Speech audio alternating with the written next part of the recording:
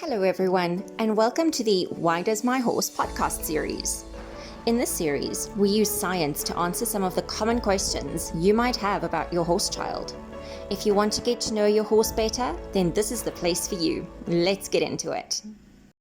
You can't believe it. Honestly, how does your horse child even manage this? Watching the floaters drift at the top of your horse's water bucket, you're almost convinced he does it on purpose. And quite frankly, it's both frustrating and disgusting. As you come to terms with the manure soup that you have to clean out of his drinking water, you can't help but wonder why he does this to you. I'd like to mention that I've only ever seen this behavior in stabled horses, never in horses living out drinking from a trough.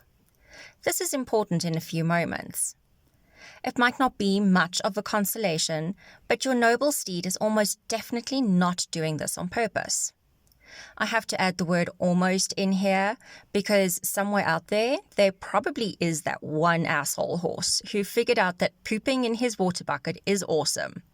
However, when you sit back and think about the statistical likelihood of your horse deliberately pooping in his water when he has an entire stable at his disposal, it's pretty clear that it's not all that probable. Of course, doing statistics is not anyone's knee-jerk reaction when faced with the poop soup, but it brings up an important point. It's pretty damn hard for your horse to do this on a consistent basis.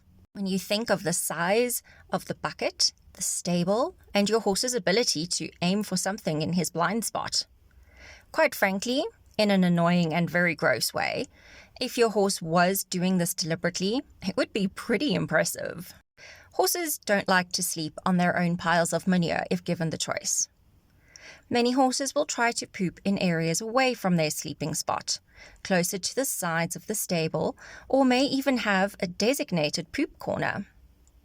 Alas, we tend to put our water buckets along the wall or in a corner of the stable, simply to reduce the likelihood of it being knocked over. Reducing the area where the horse is more likely to poop increases the risk of him leaving floaters in his water.